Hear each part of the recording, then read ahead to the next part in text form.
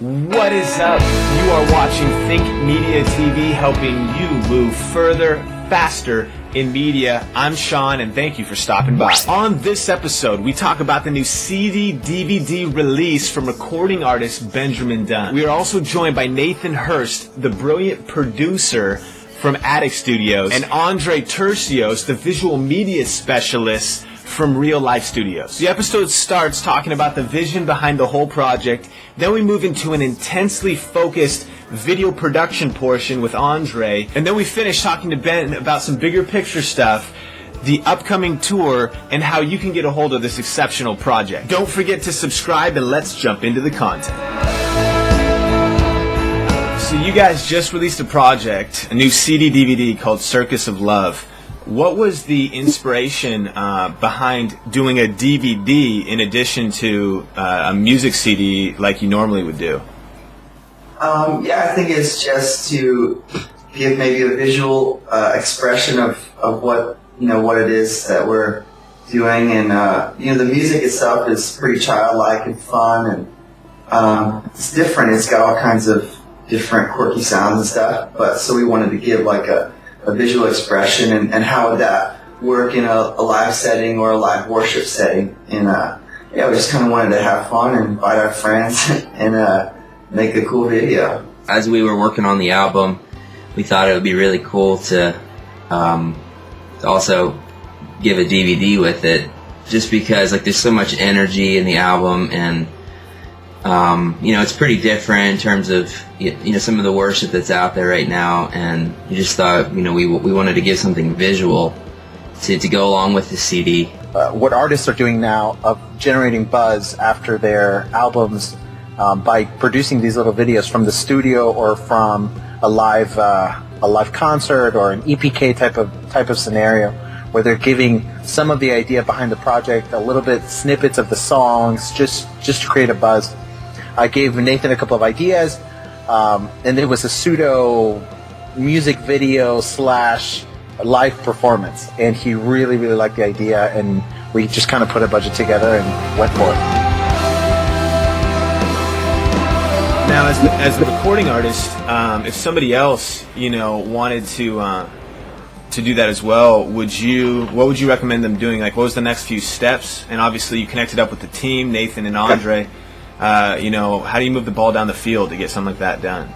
Yeah, I think a really important thing is to find other people who are maybe a bit more skilled than you are, and that are creative and that you can work with, and just bounce some ideas off of them back and forth, and then just go for it and do something. Just work with whatever budget that you have, and just try to be super creative with your time and your money, and try to just jump into it. Coordinating with the video guy, Andre, and all the musicians, and kind of getting ourselves prepared, because it was the first time that we had played the songs out. The entire record was written in the studio, and we had never, I think we did one worship event, prior to that, but it was mostly all, our first show. So we had a lot of rehearsals to do, a lot of coordinating with the venue, and with the lighting guy. So there was a lot of logistics that went into it. I think actually most of it was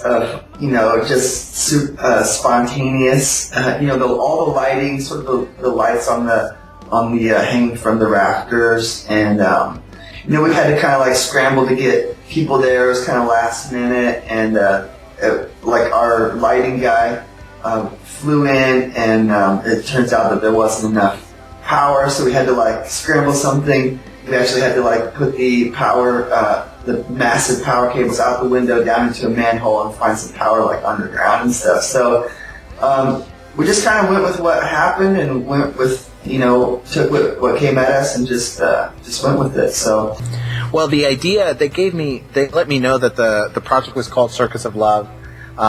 Immediately they shot me the songs. I kind of got an idea from just listening, and the title and some of the graphics that they were using. I started getting an idea for a look. So we went to look at the venue and kind of planned out, talked to the venue about what we could do. We basically stripped it down. It was a bare, totally bare room. And then we put lights up. We did everything on it. just little by little, we started seeing how we could put it together. We put a date down and then just worked together to get the lights. There was just a huge debacle with putting the lights in and arranging it that. We had 3 lighting people that canceled on us last minute. So the pre-production phase was communicating with the band and with the album producer and trying to come up with a look from all of those different components and trying to put it together in one spot. Sure. So you got your location set. Where was that? Where'd you guys shoot it? We shot it downtown Harrisburg and close to 2nd Street. It was a club, almost like a members-only type of club that they found. I don't know how they found it, but it was just a big room that they do kind of jazz, very small bands. They do stuff like that, and it was. They've never done anything like this. She loved it. She looked at the venue after we set it all up, and she was like, "This is amazing. We should do this so much more often."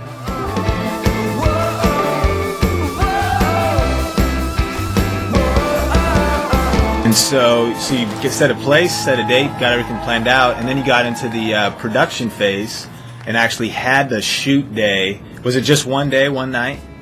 One night. We were going to rehearse the whole thing, then we were going to shoot. I wanted to make sure that all of my camera ops knew all of the songs, so all of them had the songs ahead of time, but also matched the feel of the song, the tempo of the song, all of my movements. I wanted to kind of match what was going on. So we wanted to run the entire thing over once and then actually practice the individual songs that we were going to shoot so that all of my camera people knew kind of how to expect what was about to happen. And then everybody showed up, I think about 7 o'clock. And then we did probably 2 or 3 takes of every song, except for the intro when everybody's walking in. We probably had 12 or 18 takes of because it just had to be timed so perfectly to where he walked in, grabbed the mic, and started screaming into the mic. Wow, so the intro wasn't an edit, it was actually timed to flow right into the song. It was edited on the only part that was edited was the walking up the steps, because we got to a point where we did so many takes on it. And the first time we did it, it was just flawless. We basically timed it backwards. Yeah. And we figured out how many seconds we needed to take and where down the street we needed to start. Because It was, are they going to be turning the corner? Where do we need to be? And at one point when they're playing something, we actually start walking. So it was supposed to be one uncut shot.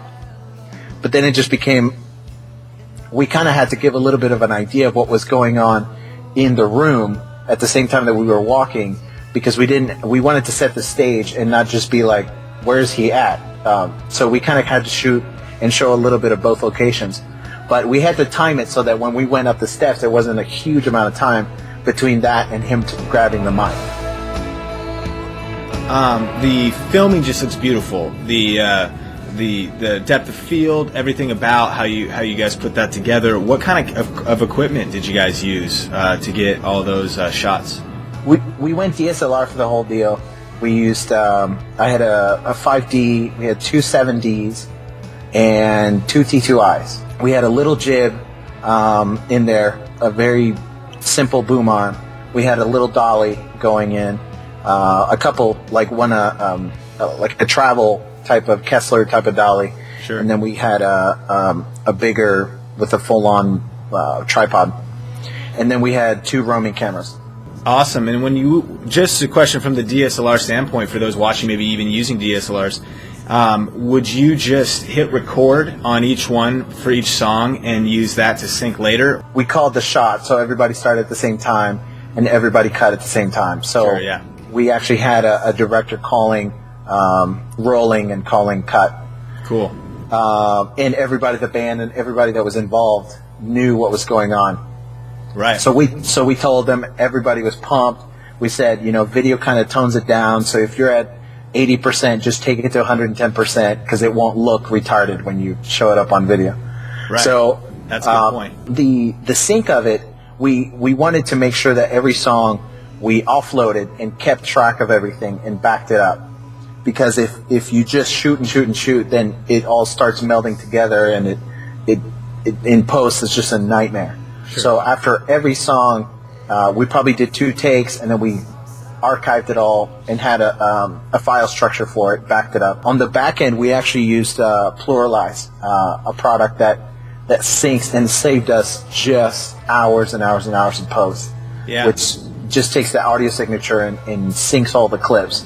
So we could have 2 or 3 takes, overlay all of the video tracks, have a solid audio track, because we recorded to click, and then it would just automatically sync everything up, so we can multicam the whole thing.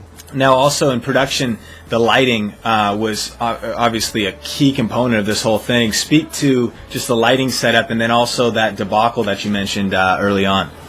Well, the whole lighting scheme came from a one light fixture that I worked with when we shot the Jesus Culture DVD. And they had these 2 light moles that I just completely fell in love with. So they had 2 light moles that were blinder type of, they had mostly Intels, but they did these 2 light moles and these 4 light moles. I called everybody in the East Coast and I couldn't find them. And so I only found one company that had 2 4-light mole fixtures. Yeah. And so from there, that's where we actually kind of started the whole deal.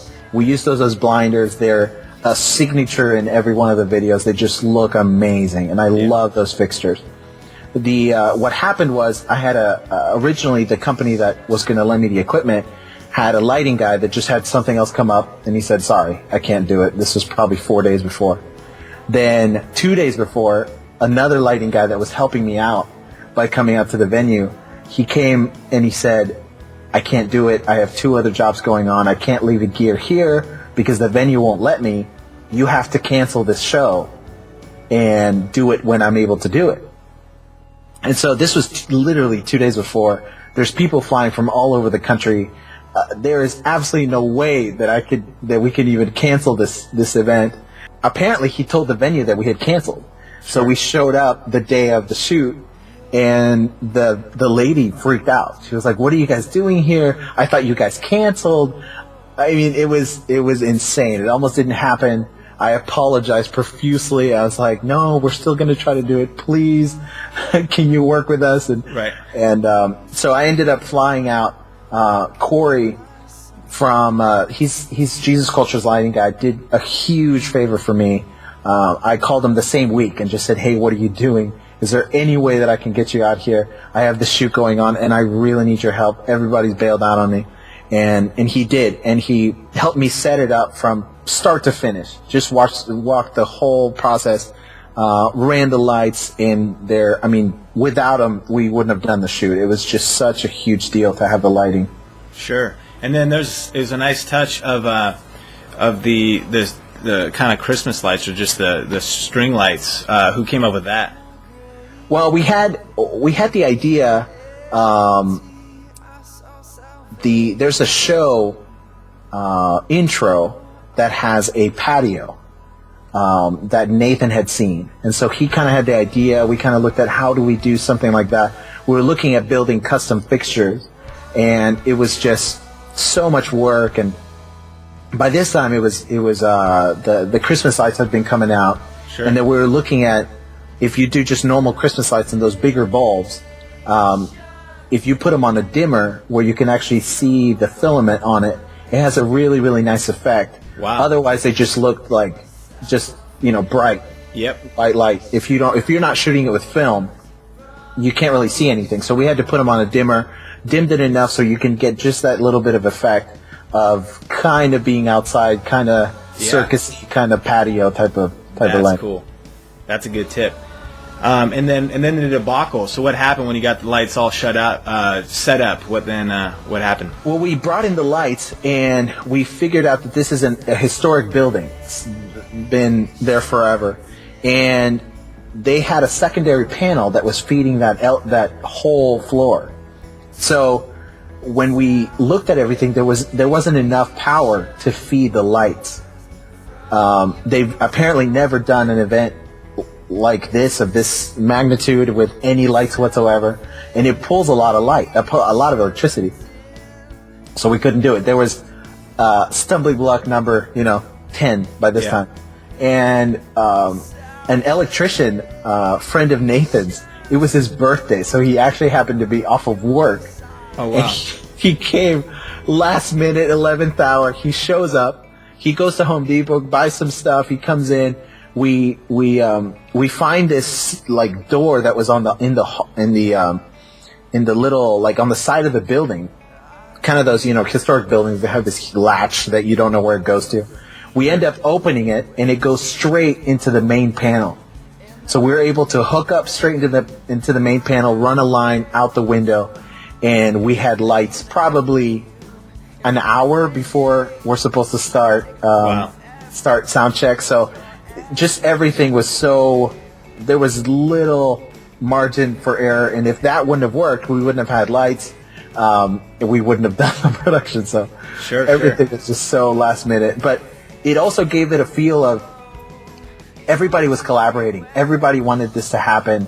It had this community feel where everybody wanted to come and help, and it just made it what it is, which is really, really special. We had photographers come out and capture it because I knew it was going to be special. So we had some professional photographers come out and capture it, and it made it a really, really cool event. That's awesome. So then after you guys shot it all, the whole production phase, of course, moves into post-production and editing. What kind of software did you guys use? What was the editing process? And then you color grade it in such an awesome way. Talk a little bit about that. Well, we used Final Cut for everything. We used Grindr, like I was saying, to pull in all the files. We made proxies of everything to edit to, and then marry it back into the full HD ProRes files. And then we used Colorista for some of the color grading, and then we sent it for After Effects for some of the transitions, some of the burns that you see. And it was all going back to when we figured out the overall theme that we wanted to do. We kind of had this goldish, hazy, very cramped, not cramped, but like a packed out bunch of friends coming over, and it's just this packed out little room. So that was the feel of it. We got a couple of examples of some of like a One Republic video that was going on. And we had some little examples that we after we had the idea that would help us explain it to someone. And we gave those to all the camera ops and the guy that did the coloring and the guy that did the After Effects, and he just kind of went with it, and it was great. Now, overall, this project just really stood out to me, and it just stands out in general in the kind of like the Christian music world, and also just videos kind of coming out of the Christian world, because it's excellent, it's creative, it's unique, it's different, and a lot of stuff that seems to kind of come out of the church is kind of churchy and lame and rehashed. What's kind of the philosophy maybe behind you guys as a team, and maybe you personally as a video person, director, and all that, to produce something different and excellent like this? Well, we didn't want to kind of look at what was out there to come up with what we wanted to do. Once we had the idea, once we heard the music, and once I knew the title of the album, I wanted to support what he was doing. So we kind of got an idea of coloring and feel and what the vibe of the project we wanted to have, and then went from there. And then after I had that, I tried to look at things so that I could pull, look at the color from this video and look at I tried to look for examples once I knew what I was doing. But it's just from collaboration and from not trying to copy, but trying to really get the feel and the spirit behind the album and behind the project, and then trying to support that. And what's the best visual that I can do to not distract from the project but support? Yeah, for me personally, it's just being true to the call that the Lord has on me and what He wants to express to me. I think I'm also a I would say along with my generation, I'm kind of bored with most of the Christian stuff, and just music in general even, I'm ready for some fresh sounds, and so I just want to make something that I like, and that I would like listening to and worshiping to and expressing and stuff. So, that's kind of my philosophy, especially in Christian music. There's so much sort of like depression. I don't know how to say it other than just sad stuff and, really self-reflective instead of just a praise, a song of salvation, a melody of love to Him, which I think, worship is for me. So. I think a lot of times when it comes to Christian music and the Christian music industry, like there's like a certain sound that's classified as like, the Christian sound or the worship sound, and and then you listen to like secular music and there's like all kinds of different genres and like new stuff. It's all like pretty fresh sounding, like some of the bands that are coming out, and I think that a lot of us are like a little bit more influenced by that, by some of the more secular bands out there, like in terms of their like the musical approach and things like that. And I'm sure that there's a lot of other Christian bands out there that are influenced by that too. It's not like all Christian bands listen to only Christian music, right? And I don't know like what that is a product of, if it's like sort of the Christian label machine that has like a specific sound that they're looking for, and so like all Christian music / worship music ends up kind of sounding the same. But we just wanted to be just be ourselves and be different and just create music that we really like and we connect to and that we would actually listen to, and not like necessarily trying to like please people or create something that sounds like something else so that people like it. We just we kind of take a lot of our influences and throw them together and and see what happens. So we want to do everything as good as possible. We're not going to rush through. We didn't rush through the project or force anything out. We just kind of let it happen. We didn't have any rules, so that always helps. Now, within this, who have been some of your influences in the music world, maybe even video-wise, artsy videos or local stuff or anything, and then ministry-wise? Yeah. What kind of ministries out there do you think are just really doing some cool, being themselves and producing some new stuff? Yeah. Ministry-wise, I enjoy. Well, I have a huge influence, like from Heidi Baker, only because she, she really loves the poor and loves ministering to them. And a lot of our songs came out of that. We go around the world to the third world and to leper colonies and the garbage dumps. We do it like twice a year, a world garbage dump tour, and we just like take a banjo and just sing over people. And we fed like 1,200 lepers this last tour, and a lot of the songs just come out of that. And so that's a huge influence for me. Like the garbage dumps and Heidi and Roland Baker, and just anybody who's just going after doing what they want to do with a real cultural influence, And musically, just tons of musical influences. Phoenix and Mumford and Sons, of course, and just Stevie Wonder, The Police. Yeah. Like basically the last 50 years of music. Sure.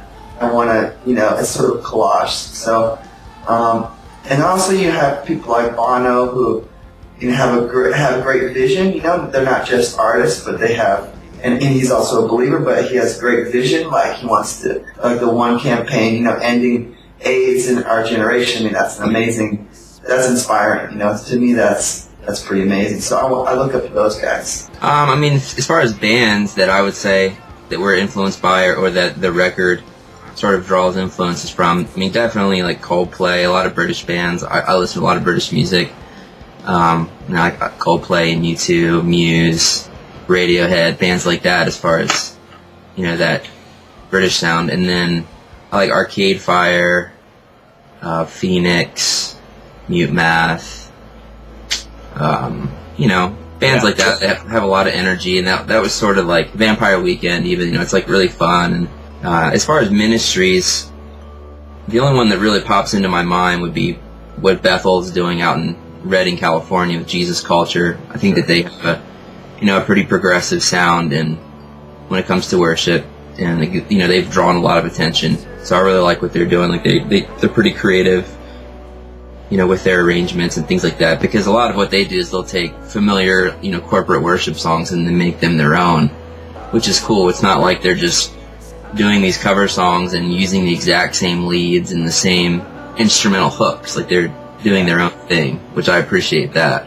Well, technology has changed so much, and you're able now to get the creativity to the point where you can produce stuff without having $150,000 for a camera and for all these lenses and film, and it's just so expensive. Right. And so now with DSLRs, we're seeing this new crop of creative people that have always been creative. They've just never been able to maybe afford this type of gear, and they're now able to do it. So I've been watching people like Vincent LaForette, people like Philip Bloom from the UK back in the days where he started using Sony cameras, and he would use 35mm adapters to get that feel. Back when that's the only thing you could do, right? And it was super expensive. You're still looking at $10,000 to $15,000 for a rig like that, plus the lenses. And so that's kind of where I came from. And then when DSLRs came out, it was like, oh my gosh, you could do this now with a kit, for $3,000. What before used to cost you, $15,000. Sure.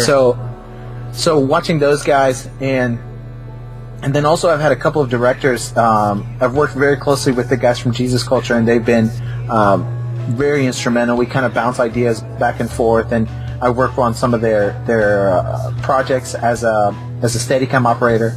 And so my role as a DP, as someone that really loves visual, just visual imagery, is to just bounce back and forth. And I actually, when I did rough cuts from these songs, Sure. I actually sent it over to those directors to get notes, to just say, what do you think about it? How do you think it's flowing? The audio was just terrible because it was on camera still by this time. I didn't have the mixed audio. Yeah. So just to keep an open mind, bounce stuff around, and it every time I got notes back, it was just better. It was just people kind of giving their opinion, and especially when you're editing and you're going through these projects, after a while you kind of get almost numb to it. And so it's good to have this banter back and forth, and to get some ideas rolling, and really with the idea of making the project itself better. Now, I think we would agree that right now, just across the earth, there's really kind of a reformation going on in the body of Christ. And sometimes like big words get thrown around, like revival and reformation, but it kind of really is happening, and it's emerging in different places, especially of people breaking out of just that traditional expression of life inside of the four walls of the church, but invading the marketplace and music and arts and creativity and family, and even like the whole Seven Mountain thing, all those ideas. Like, just speak to in general, like what you personally see God doing, like across the earth from your perspectives. Maybe a few thoughts on that. Yeah, you're right. Definitely, there's some kind of creativity, some creative revolution happening. Where the Lord is opening opportunities. I think our, Christianity was never meant to be its little subculture sect within the world. I think that, when we become believers, then he should use our creativity, or we should use our creativity that God has given us, and just affect culture on a whole, and not create our own little sub-genre like the Christian music. It's got to be this way, and you got to sing it like this. I just think that if people, I think people are wising up to that. I think that they're really realizing that the Lord does want to give them true cultural influence. And I think it's happening in this awesome information media age, and just like some of the Reformation stuff. You always see like an immersion of media and information, just like the Gutenberg press in the times of the Reformation was to get the message out, to get the heart out of the gospel and stuff. And so I see the same thing happening. And I just think, honestly, it's probably coming out of people being bored with the same old, same old. Yeah. Especially Christians. So that's where my heart is. What I see. Yeah. Speak to this for a moment as a recording artist and as a musician and a singer, to just up-and-comers in that particular arena. What advice and encouragement would you give them as far as being excellent and unique, And then also, I think one of the big challenges, and especially that we see in different experiences we have with record labels, is that sometimes people jump even in the Christian bandwagon, just because they can maybe get stuff out in that market or whatever. So maybe to like the heart issues of not just being excellence, but really having a heart anchored, maybe right motivations, how to develop and cultivate that, whatever. And then also but then also not just saying, well, my heart's right, and and I'm not going to develop my skills. So maybe those two sides. Yeah, there's definitely two sides of it. I think, in skill, you can always find friends that are, maybe that are a bit more seasoned than you are, and just practically, if you have songs and stuff that you just think are trash, don't trash them, just sit on them a bit, share them with some friends, and a lot of times get together with other people, and then a song will be finished.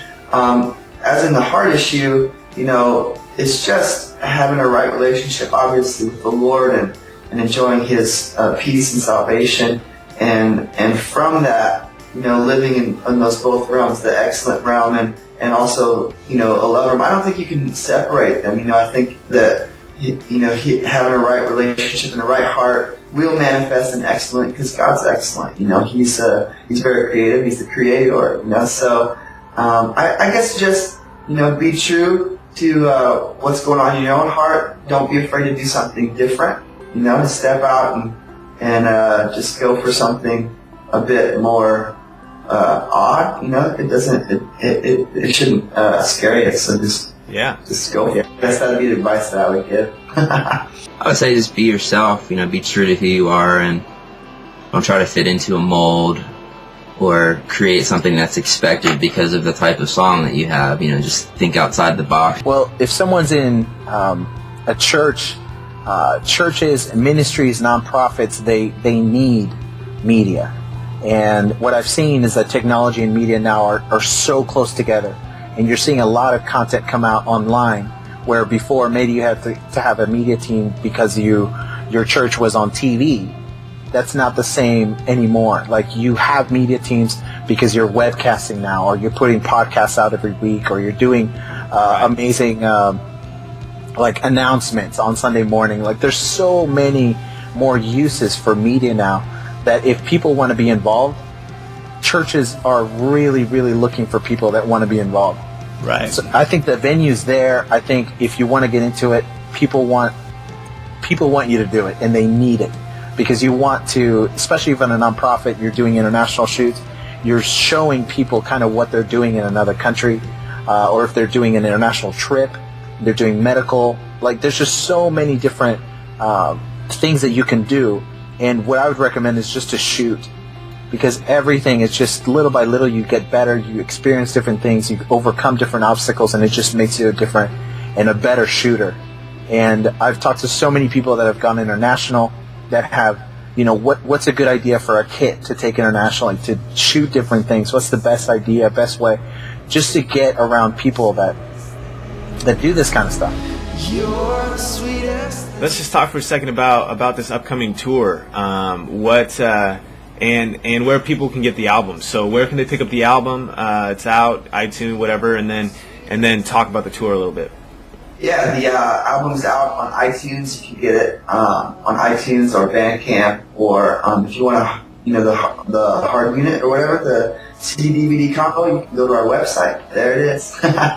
You can go to our website, BenjaminDunnandFriends.com, and you can also find all our links, Twitter, Facebook, and a bunch of pictures there and stuff. And then the tour information, when that's finalized, that'll all be on our website at BenjaminDunnandFriends.com. So we're excited. So lastly, if people want to check out what you're doing, what's the website for your business, projects you're working on, Twitter, just where are you at on the web? Real Life Studio is the name of my company. I started a couple of years back, and we're doing a lot of stuff with events, international, national stuff, and music. We're really wanting to do more and more music stuff, and we just love the creativity end of it. And reallifestudio.com, Facebook /Real Life Studio, Twitter real life studio, and we're trying to keep people in touch with all of the different projects and media people, and a lot of Christians kind of feel, if they're in the industry doing either Christian stuff or secular stuff, a lot of times they feel like they're kind of isolated. They're the only people out there doing stuff, and we're trying. And I think that venues like this are just great for other people to get connections, to see what's out there, to know that they're not alone, not by themselves. My Twitter is Attic Studios, one word, ATTIC Studios. I also have a Facebook fan page for Attic Studios, and then a MySpace, myspace.com/Attic Studios Music, and there you can preview some of the stuff I've worked on. I've been putting out recently.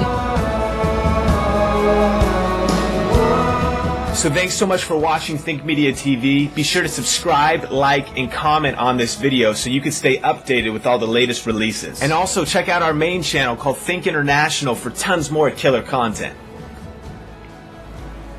Check it out. Go ahead, click it.